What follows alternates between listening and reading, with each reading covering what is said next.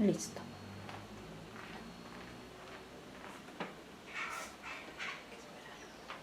Ya puedes empezar, ¿ah? Ya está listo.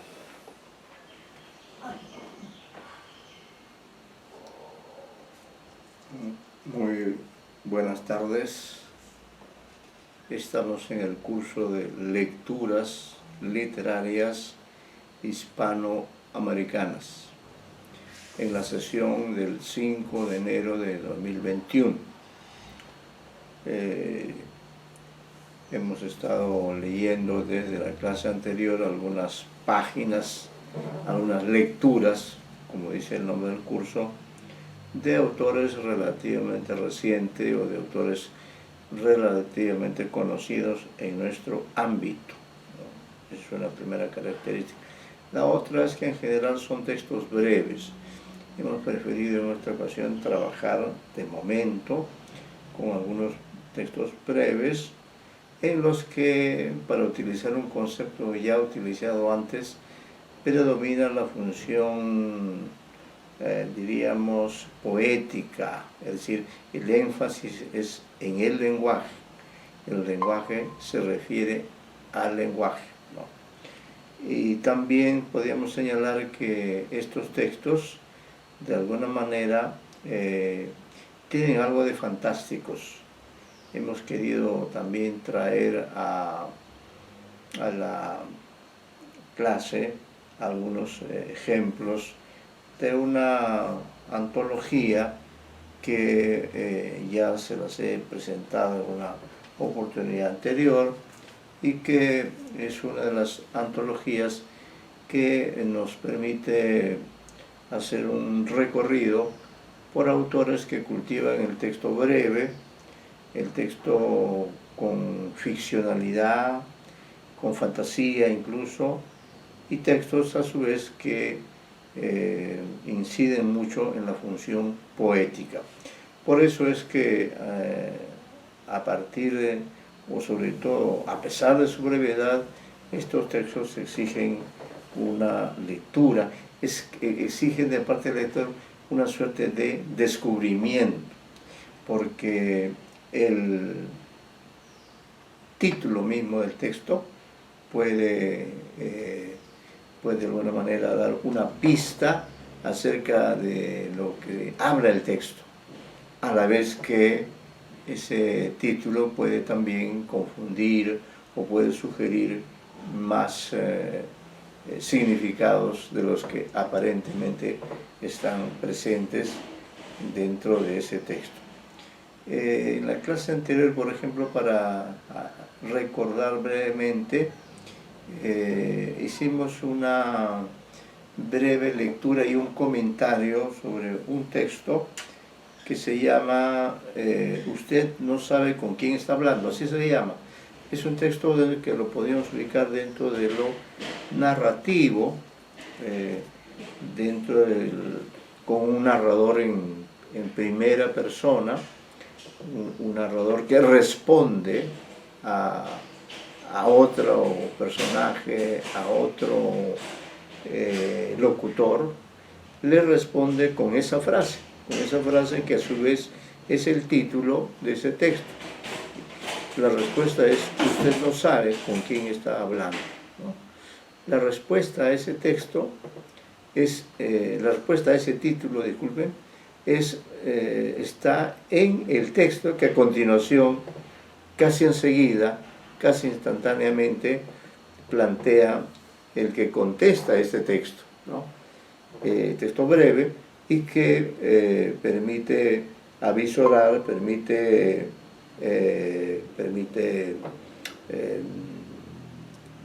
intuir cuál será el desenlace que tendrá ese texto, al menos dentro del espacio de la ficción breve que está planteado. Decíamos que este texto está en la colección de Ricardo Sumalabia, la antología de Ricardo Sumalabia se llama Colección minúsculo, 5 espacios de la ficción breve.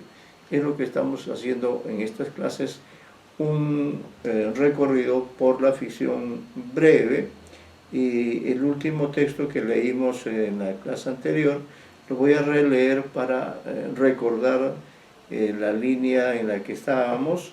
Dijimos que este texto es de un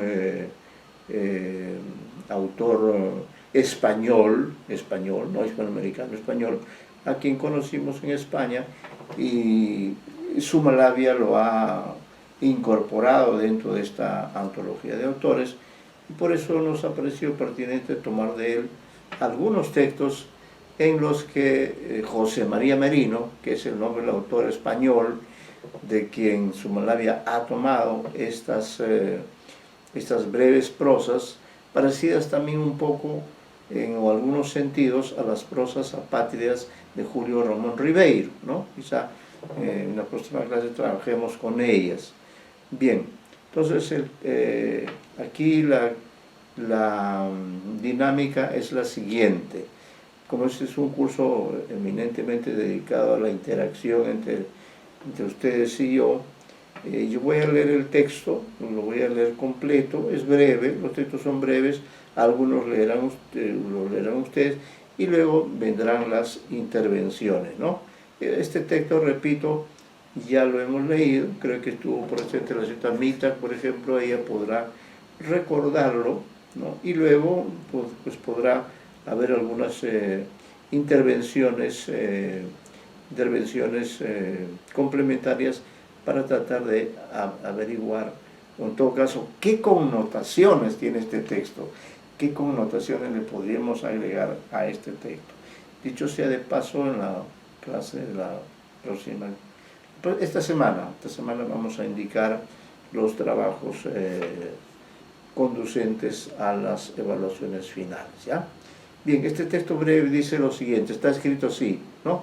No es una novela, no es un cuento, es algo menos que un cuento, diría yo, o en todo caso es un texto muy breve que obvia una serie de instancias, una serie de elementos propios del texto narrativo, pero que el lector los puede incorporar, ¿no? El lector los puede agregar para encontrar un sentido a este texto breve, que es independiente, ¿no?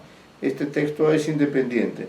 La idea sería que ustedes puedan darle sentido a este texto independiente, agregarle algunos elementos que lo hagan más inteligible o añadirle algunos conceptos que sitúen, ¿no?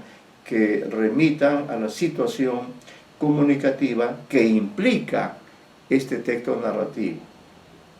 Bien, lo leo, el título y el texto, ¿ya? Leo el título y el texto, ustedes podrán intervenir, podrán complementar, podrán especular acerca de a qué situaciones narrativas concretas, a qué contextos podría remitir o remite de hecho este texto, que se llama Usted no sabe con quién está hablando.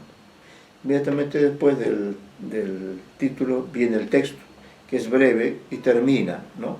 Y que, como he indicado, es una respuesta a esa pregunta o esa afirmación que también hace la función de título.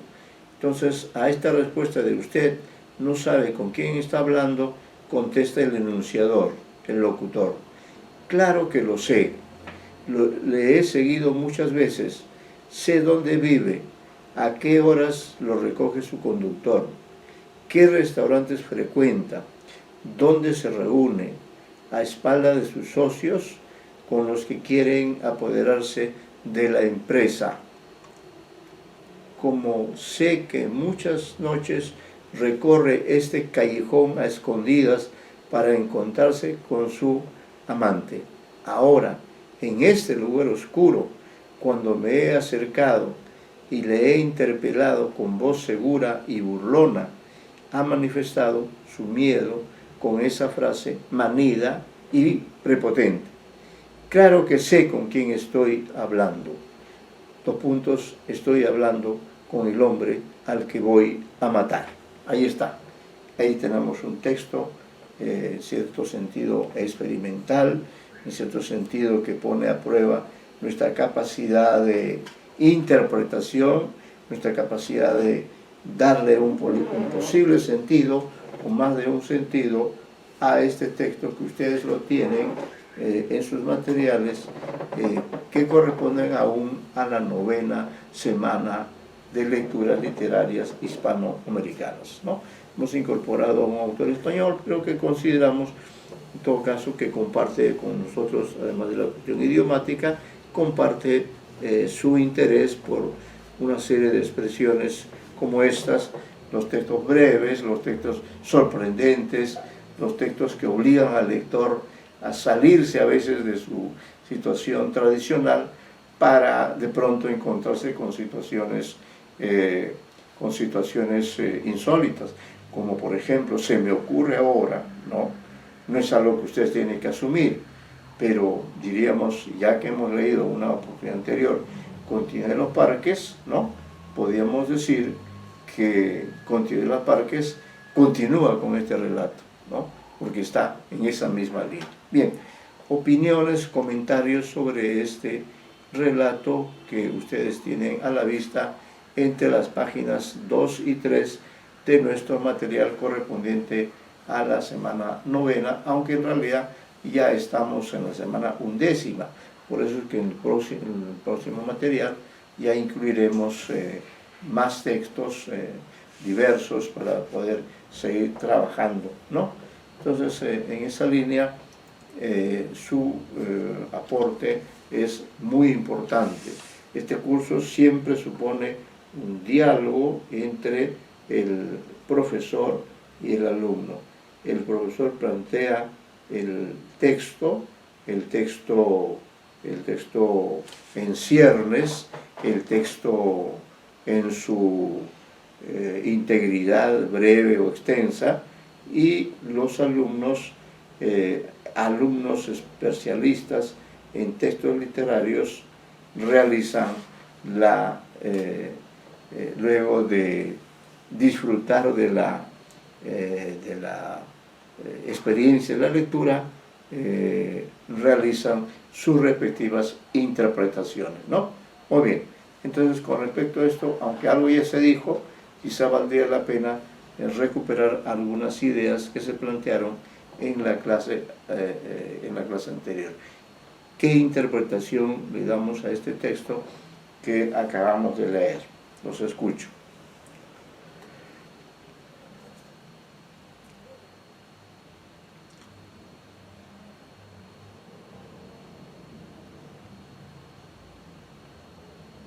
Buenas tardes. Sí, buenas tardes. ¿Me escuchamos, señor Santarria? Santaria, sí, señor Santaria. Sí, profesor. ¿Cómo no, señor Santarria? ¿Cómo interpretaría usted como lector experto en este texto? ¿Qué es lo que nos podría usted decir?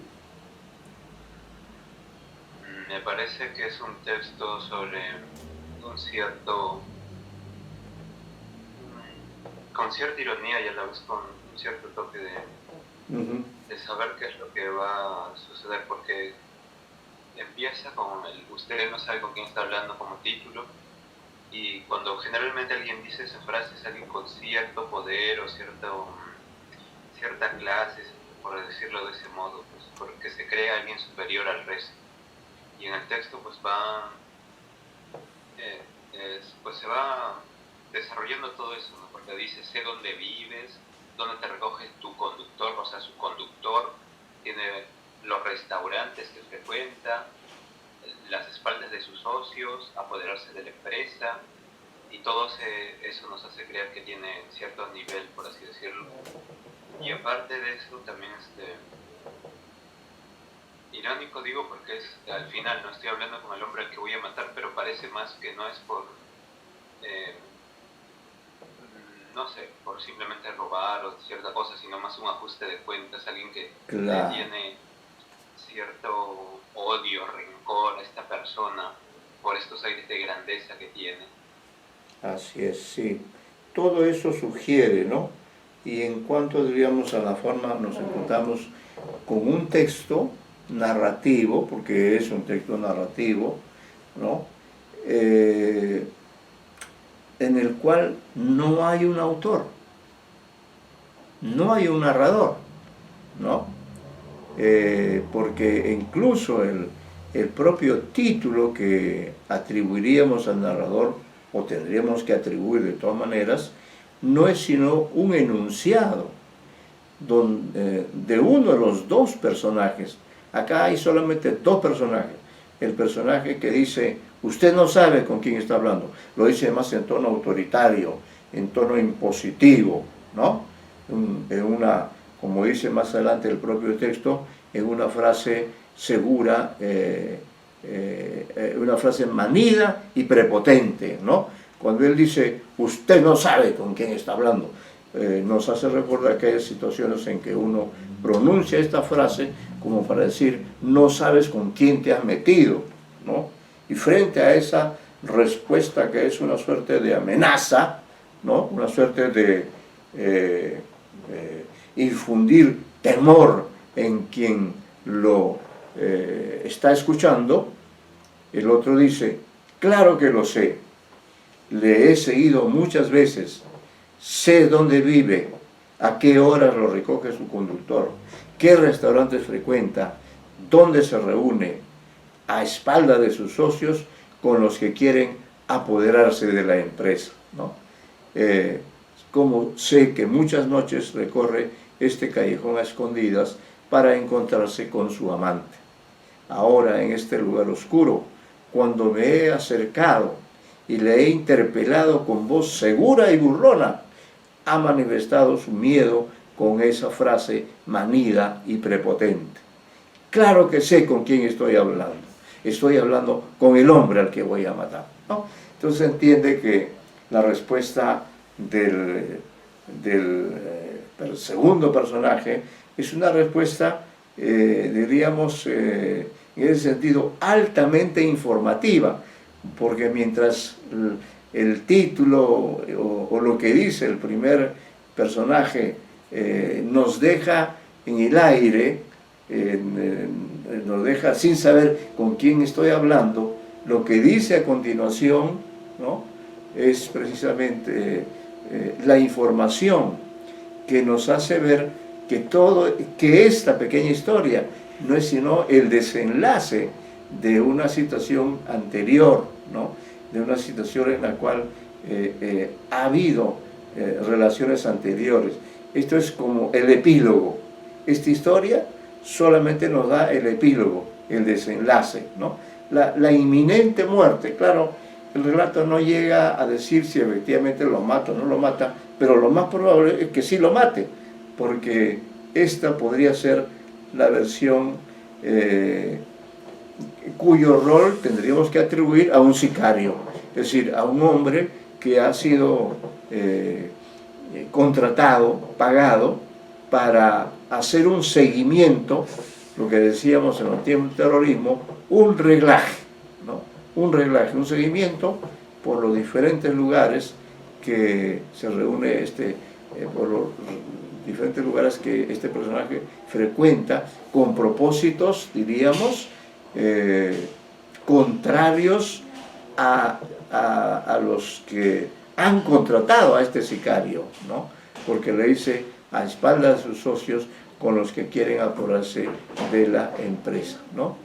Y luego también le delata la cuestión, la otra cuestión que se suma a la anterior, es decir, la finalidad de este personaje que dice, usted no sabe a quién habla, no es solamente de alguien que quiere traicionar a sus socios, sino que también está traicionando a su propia mujer, porque le dice, como sé que muchas veces recorre este callejón a escondidas para encontrarse con su amante.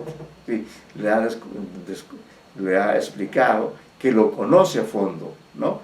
Que lo conoce más de lo que él sospecha.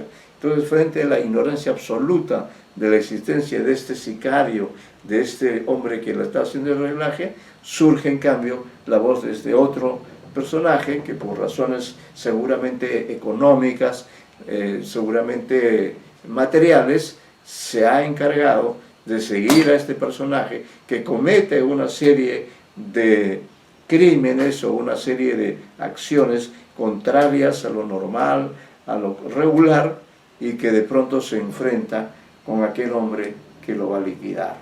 En un ajuste de cuentas, como usted decía, ¿no? Eso es lo que nos llega. Es decir, este relato nos obliga a situarlo dentro de una situación de peligro, dentro de una situación, diríamos, en la que hay un antagonismo entre los dos personajes, aunque el primero, el que dice, usted no sabe con quién está hablando, ignora absolutamente todo con respecto a aquel personaje que supuestamente le ha hablado.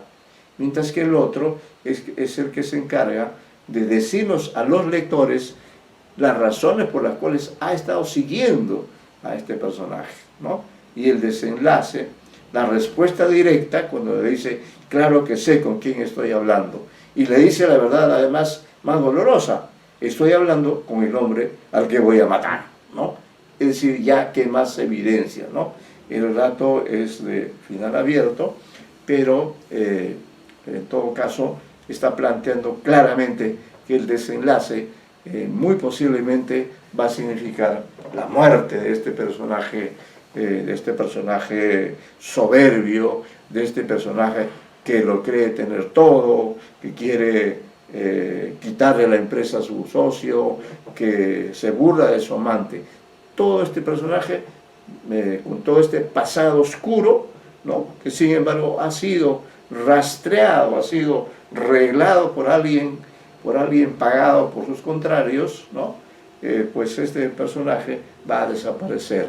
Y claro, detrás también hay esta concepción según la cual pues en realidad la vida humana, la vida social y más la vida de personajes como estos que parecen detentar un cierto poder económico y social, siempre va a ser un enfrentamiento, siempre va a haber un lado claro y un lado oscuro, ¿no?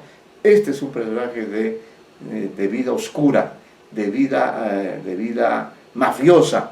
¿Y quién lo denuncia? Nada menos que el sicario, nada menos que aquel que ha sido contratado para ponerlo en evidencia.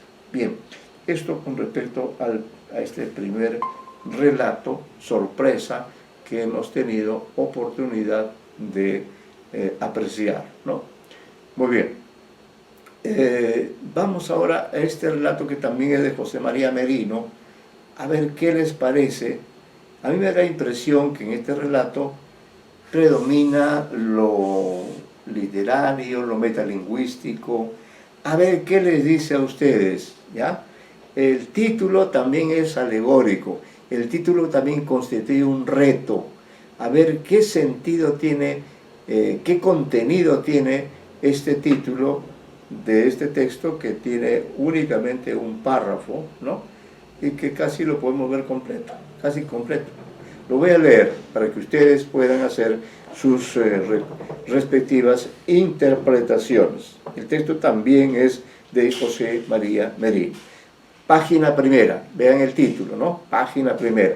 Es un título ambiguo, ¿no? Página primera es una expresión que repetimos constantemente, ¿no? Para todo lo que tenga que ver con los documentos, con la escritura, página primera, o la famosa página en blanco.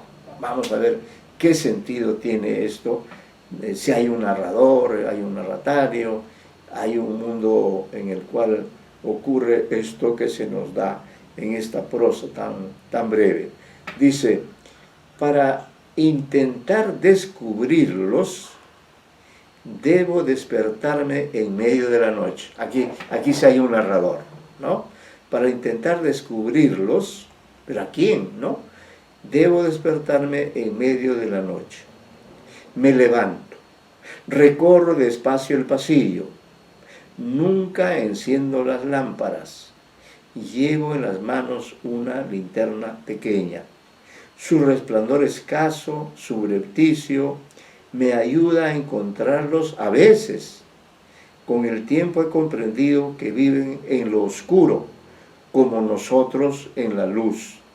Una noche vislumbré la figura de un hombre sentado al fondo del salón, leyendo el periódico. Otra vez la linterna me permitió atisbar el cuerpo huidizo de una mujer en el recibidor. Otra noche, al pasar ante mi cuarto de trabajo, me pareció que había un bulto sentado delante del ordenador. El tiempo pasa y ya no puedo recordar si algunos de esos habitantes de la casa en la noche ha escrito en mi ordenador los textos que ahora considero mío. O míos debería ser, ¿no? Los textos que ahora considero míos. Voy a ver un minuto, por favor. Acá hay un pequeño problema de correspondencia para que ustedes puedan. El de Suma Labia. Ya. A ver, vamos a esperar el texto de Suma Labia para ver si es que yo no he incurrido, porque dice, el tiempo pasa y ya no puedo recordar si alguno de esos habitantes de la casa en la noche ha escrito en mi ordenador los textos que ahora considero míos, creo que debería ser. Vamos a ver, esperar un minuto. Pero mientras tanto vayan ustedes, es otro texto misterioso, ¿no? Es otro texto cuyo sentido tiene que descubrirlo el lector. Estamos frente a textos donde las cosas no se dan completas al lector, al contrario, retan al lector, ¿no? Lo ponen en una situación de tratar de encontrar a qué se está refiriendo.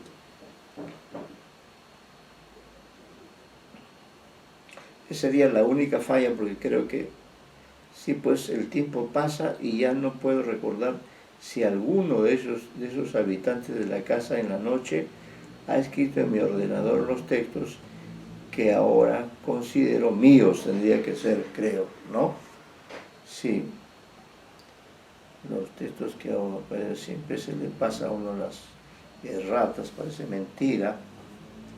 Vamos a esperar para que ustedes puedan, vayan pensando en todo caso, a ver, ¿qué nos plantea este texto narrativo? Vamos a ver, asumamos, como está en primera persona, asumamos que ustedes lo han escrito. A ver, asumiendo ese punto de vista, que ustedes son los autores de esta página misteriosa, traten ustedes mismos de responder a qué se refiere este párrafo narrativo.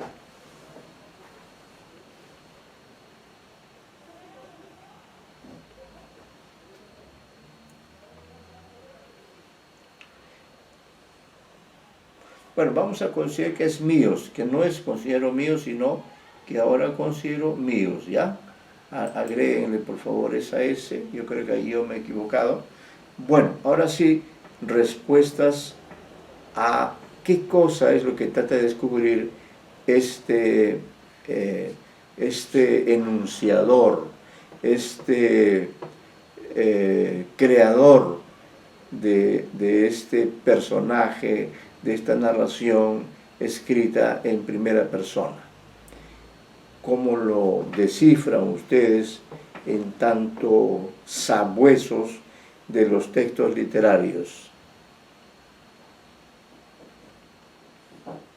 ¿Qué es lo que intenta descubrir? Porque de eso se trata, ¿no?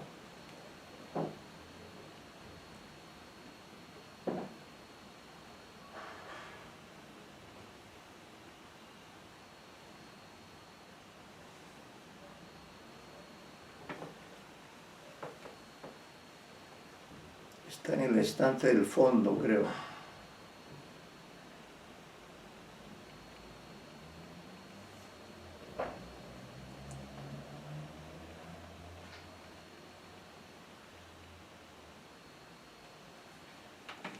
A ver, mientras pasa eso, quiero saber quiénes están presentes. ¿Está presente la señorita Vitak? Presente, profesor, buenas tardes. Ya, un poco más alto, que la escucho muy lejana. El señor Santarria también, ¿no? Sí, profesor. Claro, su volumen está mejor, por alguna razón. Luego el señor Vizcarra. Sí, profesor. Ya, también está el señor Mercado. Y el señor Wharton, creo que no, ¿no? Creo que no, creo que estaba, nos escribió que estaba, bueno, entonces tenemos a 3 alumnos, y entonces, bueno, a ver qué cualquiera de ustedes puede intervenir con respecto a este texto que se plantea como una suerte de acertijo, ¿no? ¿Cuáles serían sus hipótesis? Y por favor, como es un texto que requiere de una argumentación, ¿cuáles serían sus hipótesis y de qué manera las pueden fundamentar? Creo que cada uno de ustedes puede plantear una hipótesis sobre este pequeño texto. Ya vemos que la brevedad no siempre es sinónimo de claridad, ¿no? A veces es un texto breve, sin embargo, puede ser misterioso, puede tener más de una respuesta.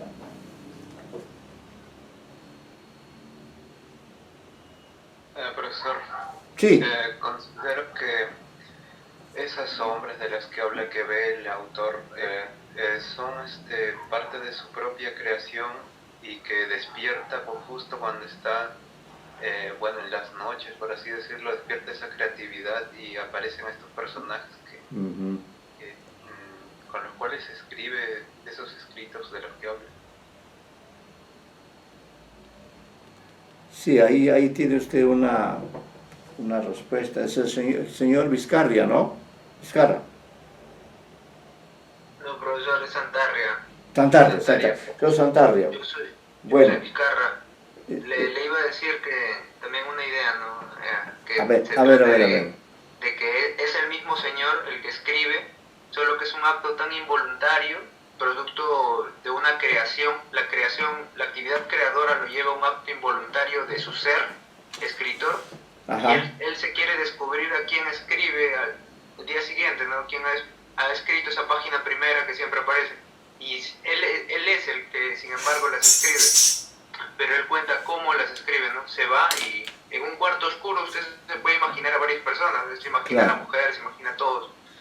Pero entonces se olvida de las cosas, ya que se va en su inventiva a crear y se confunde entre todas esas cosas y llega a ser como los otros cuentos, ¿no? Que vuelven a sí mismos el centro concéntrico, digamos, y dice que hay un bulto sentado delante mío y esos textos son suyos, ¿no? O sea, al final él vuelve a despertar al día siguiente y la hoja se ha escrito y no puede haber sido nadie más que él, pero él nos sigue haciendo creer, como él se lo ha hecho creer a sí mismo, a los lectores que no saben, ¿no? quién los ha escrito, pero nosotros como lectores podemos, digamos, o al menos esta interpretación puede decir que él mismo los escribe, ¿no?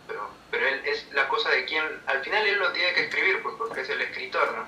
Claro. Pero el juego metaliterario, digamos, sí. lo logra, es lo que todos los cuentos han querido dar, ese hecho metaliterario de descubrir quién es el que escribe, ¿no? Acá nos lo plantea otra vez, quién es el que escribe, sin embargo es el mismo, solo hay que verlo desde su punto de vista literario, ¿no? Desde el punto de vista literario, sí.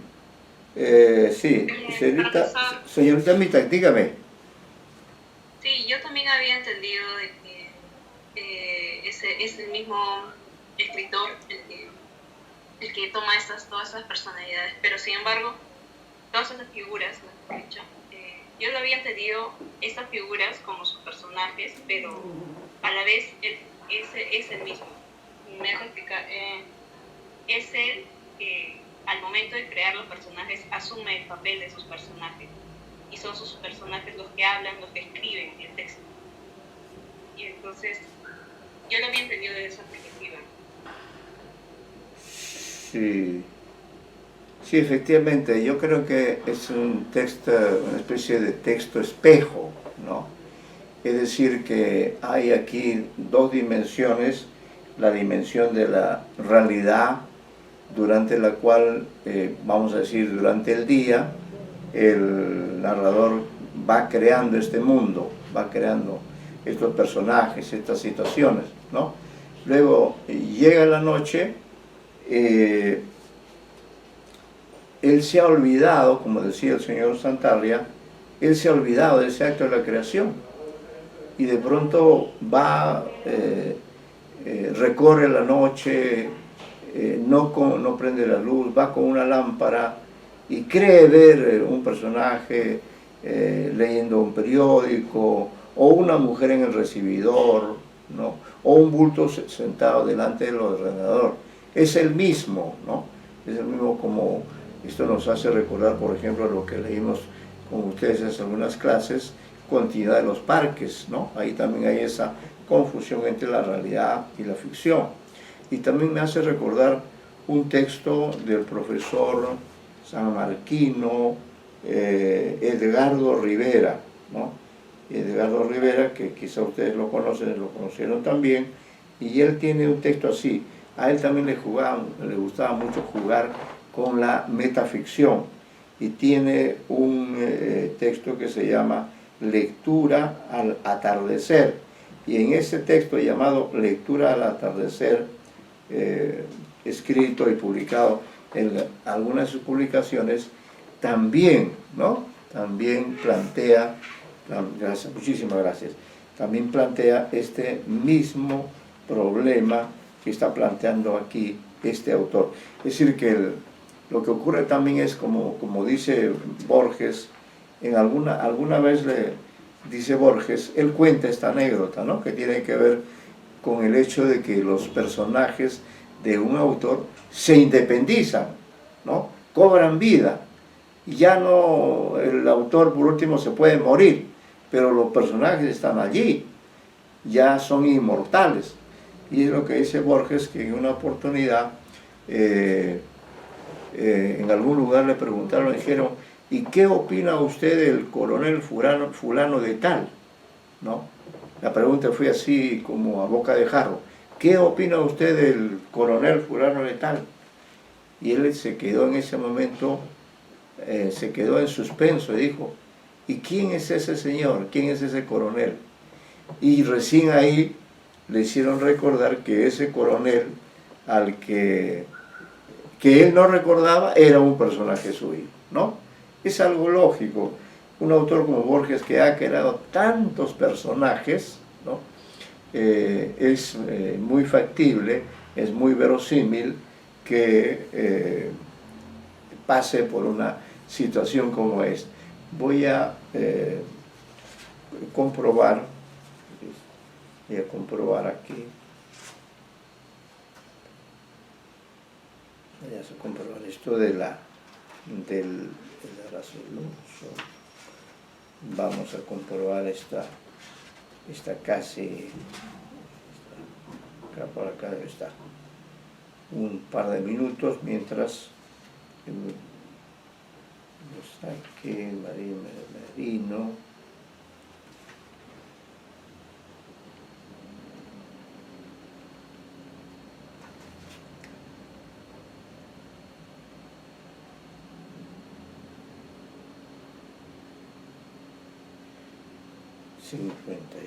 Vamos a ver por acá. 57.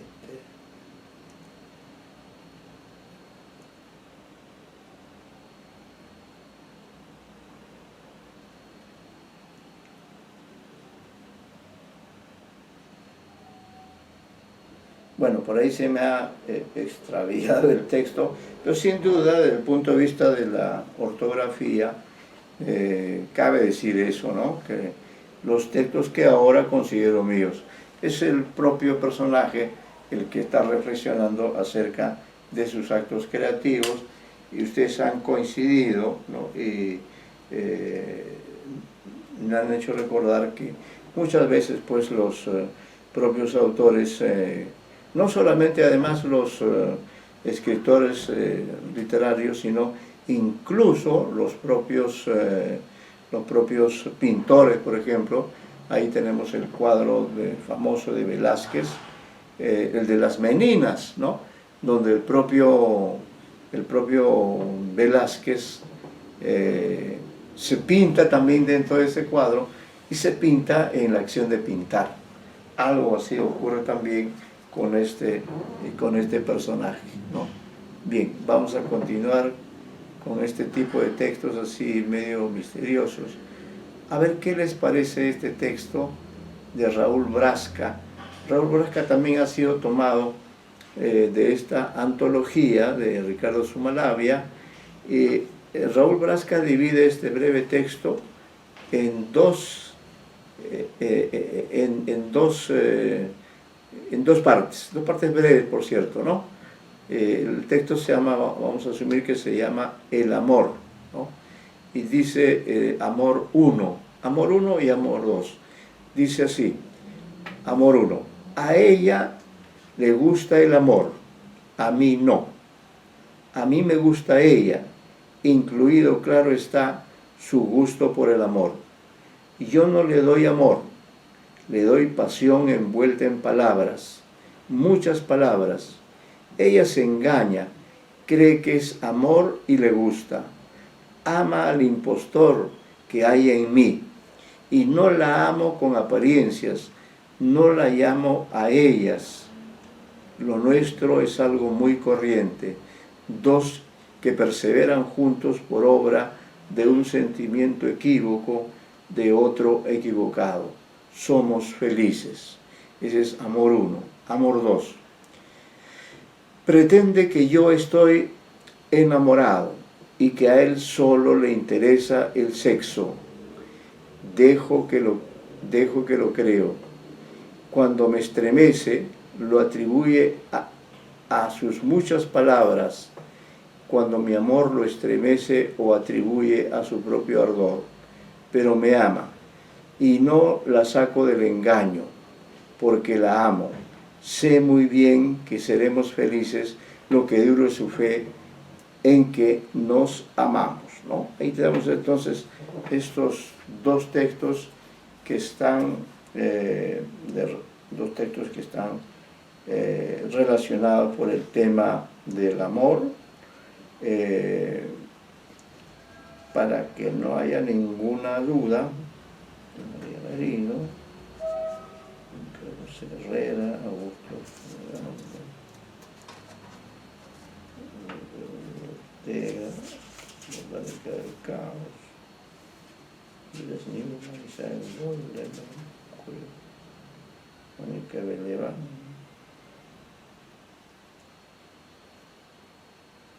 Bueno, en este caso, ¿qué les sugiere estos dos textos? ¿Cuál es la lógica que preside estos dos textos?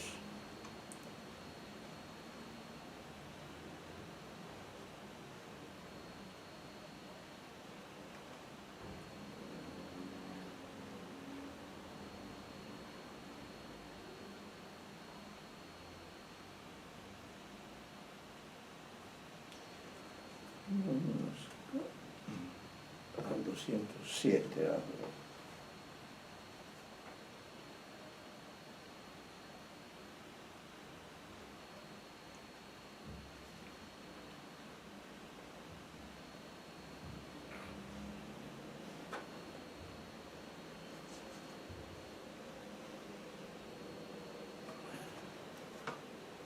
A ver. Acá no estoy ubicado, voy a chequear si es que no he cometido yo alguna errata. Amor 1, por favor, chequeen bien antes de poder dar alguna intervención. Amor 1, así dice efectivamente. A ella le gusta el amor, a mí no. A mí me gusta ella,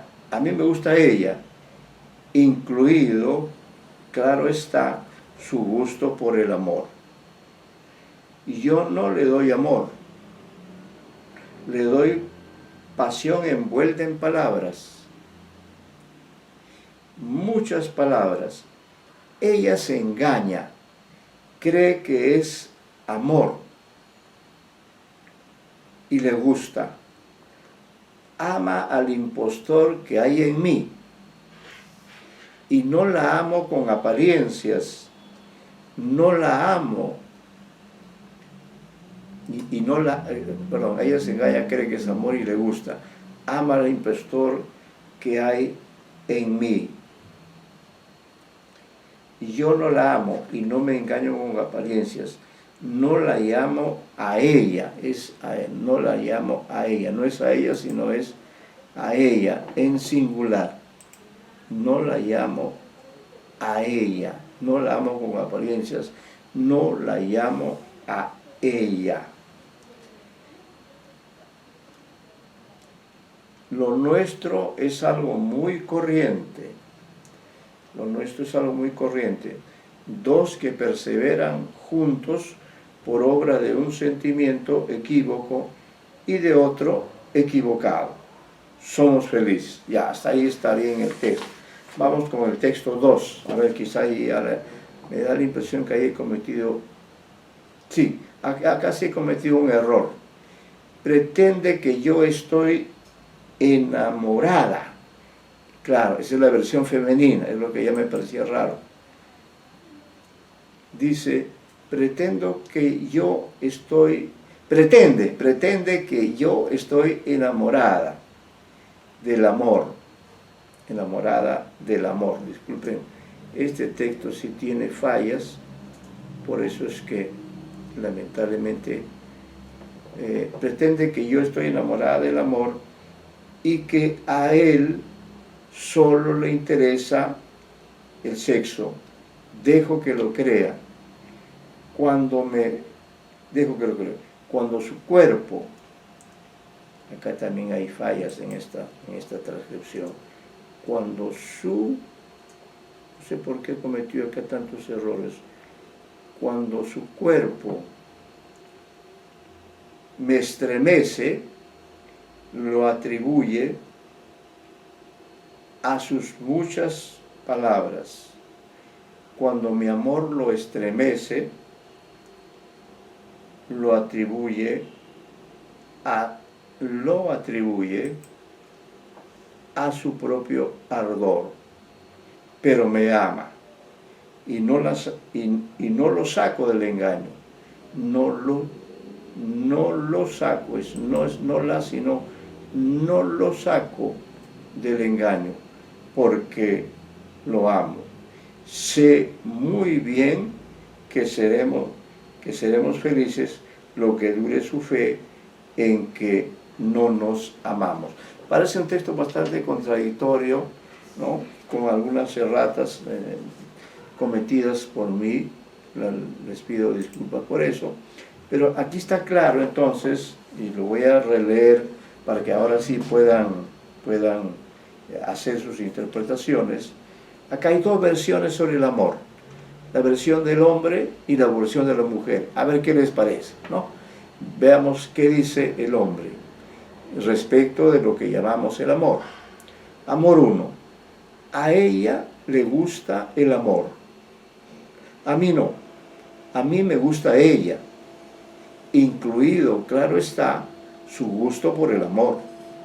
Yo no le doy amor, le doy pasión, envuelta en palabras, muchas palabras.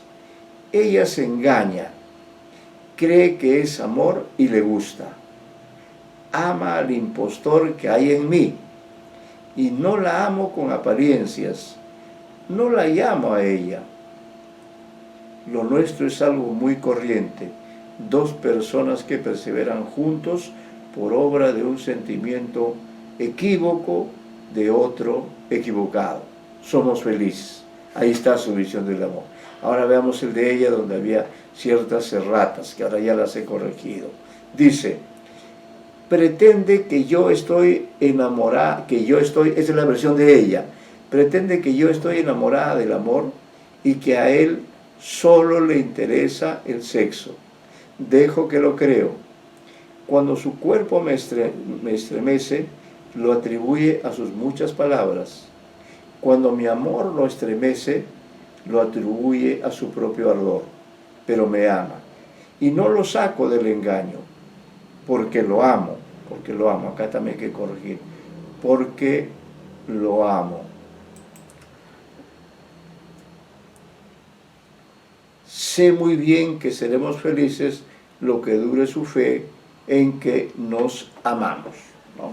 Eso es lo que dice este texto. Entonces, ¿qué les parece esta visión del hombre y de la mujer acerca de una realidad de la que todos somos parte, de una realidad de la que todos hablamos, todos nos sentimos parte de él, es una realidad por la que luchamos, es una realidad por la que, en fin, tratamos de darle un sentido a nuestras vidas.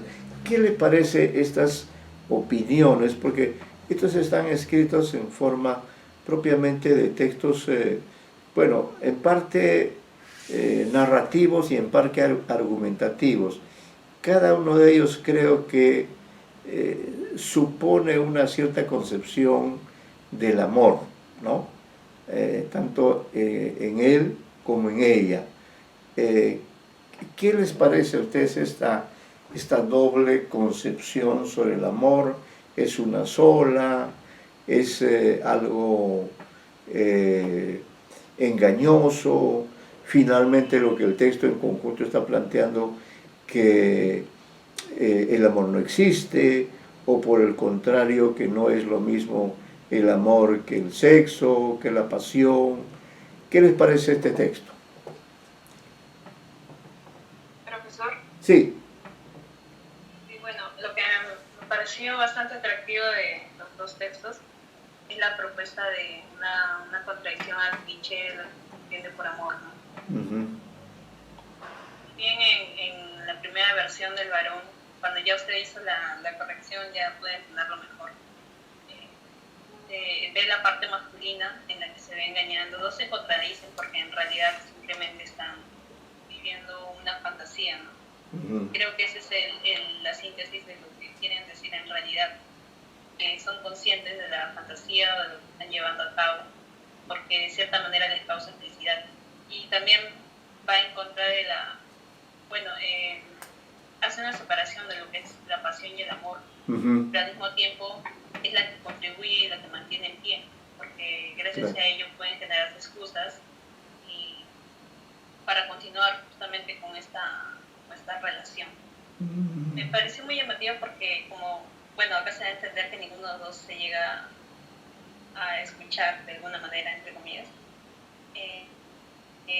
Uno da una idea que dependiera de la otra persona y la mujer también cree que es el otro quien está atribuyendo. Y al fin y al cabo no se dan cuenta que están trabajando en conjunto para seguir con un engaño. Entonces, creo que ese es más o menos el concepto que trata de indicarnos, el amor como una fantasía y un engaño.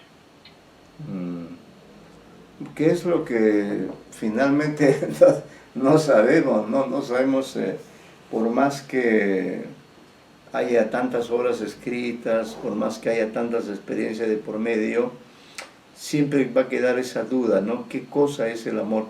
Los escritores, los autores dramáticos, los poetas, en fin, ¿quién no ha escrito, quién no ha pensado, quién no vive dentro de esta realidad, ¿no? Y sin embargo, pese a ello hay mucho de, digamos, mucho de misterio, ¿no? Mucho de incredulidad. Por eso estas dos versiones se contraponen, como cuando él dice, ama al impostor que hay en mí, ¿no? Y no la amo con apariencias, no la llamo a ella. Así dice literalmente el texto. Me preocupaba esa parte, pero ahí sí. Sí, profesor, concuerdo con lo que dices. Sin embargo, creo que es una versión más deprimente de lo que se ha ido tratando de entender como amor, o lo que se expone normalmente, porque al fin y al cabo los dos son dependientes uno del otro, y lo único que tratan de conseguir es un momento de felicidad. Es lo que ellos tratan de hacer, porque al final de amor uno dice somos felices, y al final de amor dos también seremos felices, como que lo recalcan, sí, pues. el objetivo. Entonces el único fin es el fin propio, el fin individual, porque le causa felicidad a uno mismo. Sí, sé muy bien que seremos felices lo que dure su fe en que nos amamos, ¿no? Yo creo que eso es cierto. Mejor dicho, los seres humanos no estamos ciertos de nada. Somos seres siempre ilusos, cambiantes, seres que en algún momento damos la vida por algo o por alguien y luego ya no. Es decir, las dos versiones darían la impresión de que el amor es algo muy complejo, ¿no? Es algo cambiante, es algo que en alguna forma controlamos, pero que en otro lado no controlamos, supone una suerte de ilusión, y creo que eso es así, ¿no? Que los seres humanos necesitamos ilusionarnos, necesitamos llenarnos de fantasías, igual para la literatura, ¿no? Estamos aquí porque amamos la literatura, porque la literatura nos nutre, y vamos viendo, sin embargo, que es una realidad bastante compleja. A propósito de que el amor es uno de los grandes temas en la literatura de todas las épocas, de todos los tiempos, ¿no? Hay muchísimas versiones respecto del amor, pero me ha parecido como forma, ¿no? Como forma me ha parecido sugerente esta visión que da el autor acerca del amor. Este texto también es de Braska, A ver, vamos a ver qué les parece este texto que se llama... Profesor. Sí, ¿cómo no? Disculpe. Disculpe, no, antes de que cambie de texto. No, el hecho de que, al contrario, de que disculpe usted. La mujer es interesante porque habla de que no se amen, ¿no? O sea, la palabra acá clave creo que es la fe. Ella busca, espera que dure su fe en lo que no ama, y la fe es la certeza de lo que se espera, ¿no? Eso según la Biblia. Entonces, que el hombre que espera no amarla, ¿no? En el final, el hombre espera no amarla, y ella lo sabe. Ella sabe que el hombre está esperando no amarla, ¿no? ¿Por qué será? Pero eso es una contradicción, ¿no? Porque el amor normal diríamos el hombre esperaría amarla, ¿no? Acá el hombre espera no amarla, pero todo tiene una lógica, ¿no? Ya que esa sería la verdadera forma de amar para la mujer, ya que la mujer se deja complacer por el hombre, porque el hombre se esfuerza en tratar de engañarla, ¿no? El hombre al principio dice, estoy engañándola, ¿no? No estoy siendo yo. Entonces la mujer también se da cuenta de ese engaño y lo deja hacer para así recibir el amor que toda mujer, bueno, toda persona quiere, ¿no? Claro. Pero ¿de qué manera ella lo recibe? Justamente no diciéndole a él que no hace falta eso, que ella sí lo ama, ¿no? Pero casualmente ella lo ama por ese movimiento, ¿me entiendes? Todo es un movimiento, entonces al final esa es la razón por la que ella se siente feliz con él, ¿no? Y porque él está engañándola según él mismo. Hay un engaño, claro, como usted dice, ¿no? Claro, y él también se siente bien siendo ese hombre que no ama, ¿no?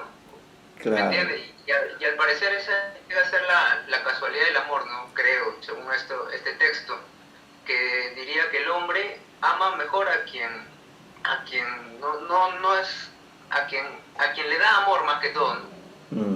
Y él piensa que es por él, ¿no? O sea, como amar a quien no te gusta, digamos, sino a la mujer que te da su amor. No buscar amor de la quien te gusta o de su amor platónico, nada más, sino de una mujer que esté dispuesta a amarlo, ya que el hombre va a sentirse seguro de que es él el factor por el cual está amando, pero es en realidad como dos trompos, ¿no? Así lo imaginé al final, dos trompos que son trompos, son amor mientras están rodando, pero en el choque continuo de ese amor, que es el desgaste de esa fe en que no se aman, porque llegará el punto donde el hombre se sentirá amarla y luego empezará el ciclo normal del amor pasional de ahora, ¿no? Donde está con celos y eso. La cosa es que de tanto choque se mueren, ¿no? Entonces el amor es mientras los dos están rodando en sus círculos. Es fugaz, y eso sería. Sí, bastante complejo este texto, ¿no? Bastante complejo, porque tanto el hombre como la mujer tenemos varios niveles de, de conciencia, de personalidad, de sentimientos, y por eso es que es tan compleja esta realidad amorosa, ¿no? Pero los argumentos que señalan ustedes son muy interesantes y sirven realmente para comprender lo compleja que es esta realidad, ¿no? Profesor, Sí, quería contar señorita. algo. Sí, estaba volviendo a leer el texto, la parte femenina, y he sentido cierta determinación por el personaje femenino. Ajá. Creo que ella determina, bueno, en el texto se propone que determina el conjunto, que la fantasía continúe, porque ella acepta el engaño por parte del varón, porque los dos textos actúan como un diálogo, y es justamente gracias a que ella acepta que todo esto se puede surgir y continuar, porque ella sabe lo que está ocurriendo, ella es consciente, en cambio por parte del hombre no es consciente de lo que ocurre, cree que ella está engañada. Creo que le da mucha determinación a la parte femenina. Sí, pues pareciera ser que en la mujer hubiera una mayor conciencia de esta realidad, ¿no? De esta relación que se plantea entre dos seres que son tan complejos, pero tan complejos, y uno es tan complejo que ni uno mismo se entiende, ¿no? El propio ser humano, o nosotros cada día nos estamos preguntando hacia dónde vamos, nos estamos preguntando por el sentido de lo que hacemos, ¿no? Y con mayor razón, pues, al establecerse la relación amorosa, esta suerte de vaivén, ¿no?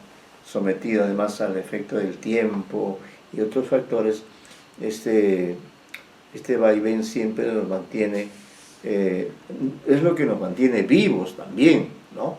Eso también hay que señalarlo, la presencia de la fe. Sí, y aparte de eso, me gustó mucho que recurra a que no use un nombre para los personajes. Claro. Porque lo hace más universal, ¿no? Abarca más. Abarca más, claro, porque... Claro, se puede, y a partir justamente del uso de los artículos, ya después de la corrección, se entiende justamente esto de lo femenino y masculino, que es como una versión claro. Y eso me dio la sensación también como un guión de teatro, porque es el diálogo de alguien, pero no se menciona exactamente el nombre del personaje. Sí. Sí, pues la vida... Profesor. Sí. Y con respecto a los comentarios de mi compañera también, mire, el hecho de que se nombre amor 1 y amor 2, ¿no? Como en la ciudadanía normal ahora se considera al hombre primordial a la mujer, digamos, así, Ajá. ¿no? El hombre se considera así, ¿no? Por eso son las peleas, el patriarcado y esos temas, pero bueno. Claro. Pero en realidad también la mujer tiene la determinación de conocer que el hombre está siendo engañado, entonces el hombre parece que los dos están en una igualdad, ya que uno cree engañar al otro y el otro cree engañar al otro, ¿no? Pero en realidad es la mujer la que está ganando esa igualdad. Pero ya va el punto, ¿no? ¿Por qué la mujer es la que sabe cómo es el amor? Porque en realidad es ella cómo se siente amada la que determina la decisión del varón, ¿no? O sea, ¿me entiendes? Es más complicado, no conozco qué es el amor en sí, pero se trata de que la mujer, al ser ese objeto amado tal vez, Ajá. por eso puede determinar mejor cómo va a ir el amor, ¿no? Claro. Más que el varón, ya que el varón cuando lo dirige en una sociedad patriarcal, justamente como le dije, se ve, ¿no? Hacia dónde tiende, hacia los celos, hacia el feminicidio, ¿no? Pero cuando no se da cuenta, cuando pretende, como el cuento lo dice, tratar de engañarla y saber que no la ama, o sea, mientras él se mantenga en su papel diciendo que no la ama, y ella sabiendo que mientras se mantenga esa fe en que no se aman, se va a mantener, entonces ya es otra forma de ver el amor, ¿no, Alfredo? Temporal, sobre todo, y humano, ¿no? Sí, pues, sí. Es realmente un texto para reflexionar una y otra vez sobre este tema sobre el cual pues se ha escrito tanto, ¿no? Los poetas han vuelto una y otra vez acerca de este tema, y claro, este texto también está relacionado con la comunicación, porque el amor se da a través de la comunicación, ¿no? Y entonces ahí es donde viene también la complejidad, viene la ambigüedad, diríamos así, porque aquí se habla, ¿no?, de lo que se dice y lo que se siente, ¿no? De los sentimientos y de las palabras con las cuales hacemos llegar al otro o a la otra los sentimientos. Pero hay dentro de los seres humanos esa capacidad de engaño, es propia del ser humano, tanto del hombre como de la mujer. El engaño es otro elemento que se da no solo en el amor, sino en muchos otros campos, ¿no? En muchas otras realidades. Él por lo menos parece ser consciente de ser un impostor, pero ¿por qué busca por qué busca el amor?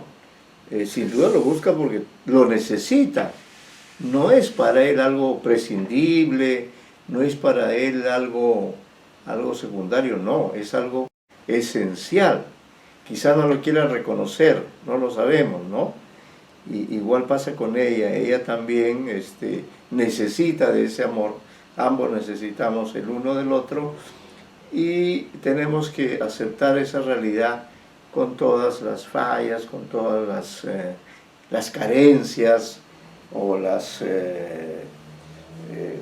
mentiras que a veces pueden darse, ¿no? Es un tema sumamente complejo el que nos plantea aquí, y que sería materia incluso para una novela, ¿no? Pero Profesor, sí. sí, justo con lo que dijo el compañero de la parte femenina, seguía con este engaño por sentirse un objeto amado. Creo que no es tanto así. En los dos textos se menciona, acaban con un punto clave, ¿no? En Amor 1 acaba con somos felices, y en Amor 2 también con esta idea de felicidad, seremos felices, y lo recalca, y los dos acaban con esta idea. Sí. Entonces, el por qué continúan con el engaño mutuo o la fantasía de lo que se plantea del amor, una concepción de amor, es justamente por ese anhelo de felicidad. Yo creo que más va por eso, y en ese sentido también los vuelve más universales y los vuelve de igual a igual, porque no se siente de que uno de ellos, si bien la parte femenina tiene más determinación, no se siente que sea superior a otro. Sí, pues. No lo coloca desde esa perspectiva, entonces lo pone iguales porque buscan lo mismo, tienen un fin en común que es la... Claro, ambos buscamos lo mismo, ¿no? Como dice en la versión masculina, lo nuestro es algo muy corriente. Dos que perseveran juntos por obra de un sentimiento equívoco de otro equivocado, ¿no? Somos felices. Él termina en la felicidad, no termina negando el amor. Igual pasa con ella, ¿no? Ella también, con todas las limitaciones, dice, pero me ama. Y no lo saco del engaño porque lo amo. ¿Ve? Ella también reconoce, ¿no? Sé muy bien que seremos felices lo que dure su fe en que nos amamos, ¿no? ¿Sí? Que el amor requiere de una fe, requiere de un compromiso, requiere de una opción, ¿no? De una opción que cuanto más libre sea, pues yo creo que tiene más posibilidades de durar, ¿no? De hacer que esta experiencia fundamental, que además es el motor de la vida, ¿no? Es el elemento que hace posible la existencia de los seres humanos que vivimos desde tiempos inmemoriales, a partir de esta experiencia fundamental. Lo que ocurre es que, bueno, hay una serie de teorías, pues, ¿no? Una de esas teorías es que los seres humanos, tanto hombres como mujeres, estamos incompletos. Creo que eso ya lo decía Platón, ¿no? Y buscamos en el otro o en la otra aquello que nos falta. No estamos completos, ni el uno ni el otro, ¿no? Y esa incompletud es la que lleva a plantearse esta necesidad de complementarse, ¿no? Aún con todas las limitaciones, aún con todas las imperfecciones, porque hay que reconocer que si algo nos caracteriza son precisamente nuestros errores, ¿no? Nuestras, es decir, el tener la libertad, ¿no? El ser libres, pero la libertad implica al mismo tiempo a veces acertar y a veces fallar, ¿no? Entonces, Profesor, sí. Profesor, mire, la idea que yo planteaba es que como usted lo dice, ¿no? En la historia, usted citó a Platón, que buscamos en el otro o en la otra, ¿no? Sin embargo, yo le podría citar, digamos, si son los libros en que se ha basado la civilización, la Biblia también, ¿no? Está en la Biblia. En el cual el hombre, no, la mujer fue creada de segunda vez. Yo no digo que sea bueno o malo, yo digo que así está escrito. Así está escrito. En los relatos amorosos, se ha visto que la mujer también puede haber tenido relatos amorosos, pueden haber sido los anónimos, ¿no? Pero los caballeros fue donde sus escritos han sobresalido y que han escrito al amor de una dama, ¿no? Por algo está el amor del cortejo, ¿no? El cortejo, que es un término también literario, claro, para los libros feudales. Entonces, en ese sentido, yo digo que en la mujer está esa especie de romanticismo, ajá, el cual es ese objeto del cual toman los hombres para el término, ¿no? Pero bueno, no objeto, quitemos esa palabra, sino que depende mucho de la persona llamada mujer, o sea, de ese determinante en la forma de ser de la ciudadanía, ¿no? Porque son varones y mujeres, entonces digamos, su forma de ver el mundo de ellas implica una manera chocante, digamos, en la sociedad, implica otra forma de verla. Entonces, en ese sentido, al parecer, es su forma de ver la que tiene más sentido de dar el amor, ¿me entiendes? Porque al final los dos son felices, sí, pero se nota también que quien está siendo engañado es el hombre, ¿no? Porque el hombre piensa que le engaña, pero en realidad ella ya sabe de ese engaño. Entonces, ¿quién estaría? Si son círculos concéntricos, digamos, pero ¿quién es el círculo más grande? El de la mujer. Los dos son felices, sí, pero al parecer la mujer sabe algo que el hombre no sabe, y eso yo lo quiero llamar, el sentirse amada, o el ser el objeto del romanticismo, ¿no? Pero objeto del romanticismo, digo, o el libro de la Biblia, ¿no? Que donde surgió como complementariedad del hombre. Pero no, yo tampoco le dije superior a nadie, o sea, no son iguales, a eso me refiero. Creo que ahí no son iguales el hombre y la mujer, ¿sí? Sí, más pues. igual yo creo que serían equivocados, ya que el amor no implica un orden, sino implicaría un caos, ¿no? Por eso es tan problemático, entonces serían más que igual, serían equivocados, los dos están equivocados, pero ahí radica tal vez la contradicción del amor, en estar equivocados. Claro, y en esa búsqueda, en todo caso, por tratar de encontrar un término de convivencia, un término de complementación, ¿no? Ya que somos seres con responsabilidades muy complejas, tampoco olvidemos que la sociedad humana en casi todas sus etapas ha sido una sociedad imperfecta, en que la mujer ha sufrido también el machismo humano, el machismo del hombre que está presente hasta ahora. Entonces todo esto hace pues que esta realidades a la que nos estamos refiriendo sean sumamente complejas, ¿no? Profesor, Sí, ¿cómo no? sí, bueno, la propuesta del autor acerca del amor creo que es bastante gratificante para los lectores, porque justamente el proponer este concepto a partir de este diálogo entre una voz masculina y femenina, propone justamente, como estamos viendo ahora en esta clase, ¿no?, diferentes interpretaciones, porque al momento de analizar el texto creo que también uno circunscribe ideas o conceptos de lo que tiene propiamente lo que es el amor, ¿no? Y quizá eso también deslinda un poco del texto en sí. Entonces, creo que eso en ese sentido el texto es más rico en esa medida, porque puede haber una línea en la cual nos desviamos de lo que es el texto y incluimos detalles más personales o conceptos más personales. Sí. Y otro detalle es la idea de complemento. Creo que funciona muy bien, justamente, y utiliza el hombre y la mujer para que se entienda que hay un diálogo. Porque cuando usted lo leyó como si fueran de un mismo sexo, al inicio, con la rata, yo lo sentí bastante interesante, pero proponía algo más pasional y quizá más deprimente, ¿no? Con poca estética. Entonces creo que esta idea de complemento funciona muy bien justamente por la realización de personajes contradictorios, diferentes. Sí, pues siempre va a haber un margen de, digamos, de misterio, un margen de ignorancia, diríamos,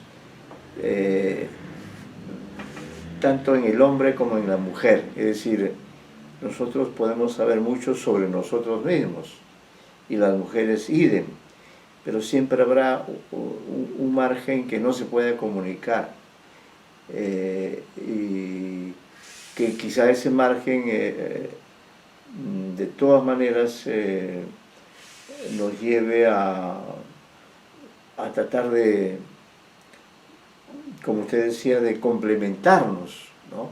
Porque ya que ni el hombre ni la mujer, finalmente, nuestro poder es muy limitado respecto de todo lo que nos rodea, el amor es algo que nos da una fuerza también, que nos da un sentido, y en ese sentido, tanto los hombres como las mujeres, pues, aportan lo suyo. Ahora, no olvidemos, por otro lado, que ahora en los tiempos contemporáneos se han abierto muchas otras posibilidades, ¿no?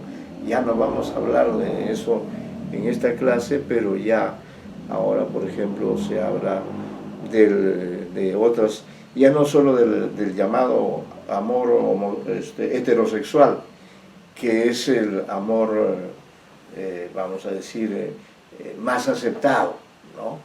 Ahora ya hay muchas otras formas de amar, hay una problemática reconocida socialmente, políticamente, también hay cuestionamientos acerca de todas estas opciones, como las hay también con respecto al propio amor tradicional, ¿no? O el amor convencional. De modo que lo que hace el texto es problematizar estos asuntos que siempre nos llevan pues hacia la reflexión de qué somos finalmente, cuál es nuestra condición humana, ¿no? ¿Por qué se nos hizo de esta manera? ¿Qué es lo que hace que hombres y mujeres estemos en este permanente preguntarnos, este afán de saber el uno del otro? Y a pesar de ello, ni siquiera con respecto a nosotros mismos sabemos todo lo que somos, ¿no? Igual pasará con las mujeres, que tampoco saben todo lo que deberían saber, porque hay dimensiones inconscientes, hay dimensiones internas que están controladas por por nuestro ser material, y a la vez somos seres inmateriales, ¿no? Entonces, el diálogo sobre el amor siempre será un diálogo abierto, siempre será un diálogo, porque además si quisiéramos hablar de la tipología solo del amor convencional, del amor heterosexual, nos encontraríamos pues solo leyendo las novelas que habitualmente leemos, nos encontraríamos con una diversidad infinita, ¿no? Creo que en este texto que hemos leído, en este texto de Braska, se dan ciertas pautas para poder analizar, como lo hemos intentado hacer ahora, las leyes, ¿no? Así como se dice, aunque yo ahora creo menos, pero así como se dice que Karl Marx inventó las leyes de la economía, las leyes del funcionamiento de la sociedad capitalista, no se podría decir que alguien haya inventado las leyes del amor. Creo que las leyes del amor las vamos construyendo, las vamos perfeccionando, nos vamos acercando hacia ella, y luego al mismo tiempo vivimos, ¿no? Es decir, estamos obligados no solamente a teorizar, no solamente a pensar, sino también a vivir, ¿no? Y esa es la vida, una constante interacción entre la acción y la imaginación, la fantasía. Los textos literarios nos ayudan en ese sentido a ver todas las facetas posibles que nos caracterizan como seres incompletos, como seres incomprensibles para nosotros mismos, desde los lejanos tiempos, ¿no? Que están tratados, sea en la Biblia o en las mitologías. Siempre ha habido esa contradicción, ese choque, las guerras, el poder, todo eso está mezclado, todo eso se vuelve complejo, se vuelve mucho más problemático si tomamos en cuenta el plano de las relaciones afectivas o amorosas, como las que hemos visto a través de este texto, ¿no?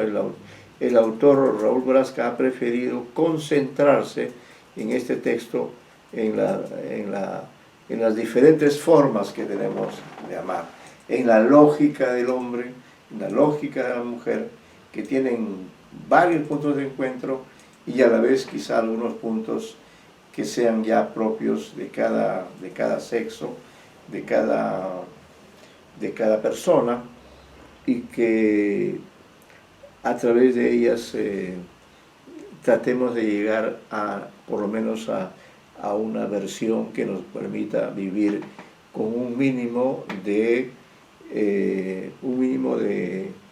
ecuanimidad, ¿no? Con un mínimo de equilibrio hasta donde sea posible, porque los tiempos siempre y ahora más, los tiempos son tiempos complicados, tiempos en que cada vez entendemos menos realmente. No sé si pasa con todos, pero ¿quién comprende este tiempo, por ejemplo, ¿no? ¿Quién entiende esta situación en la que estamos? No la entiende nadie. No sé cuánto tiempo viviremos bajo estas condiciones tan extrañas, pero bueno, uno de esos discursos que nos dará posibilidades de tratar de encontrar las claves, así como en otras horas se quería encontrar las claves de la verdad, de la realidad, de la ciencia.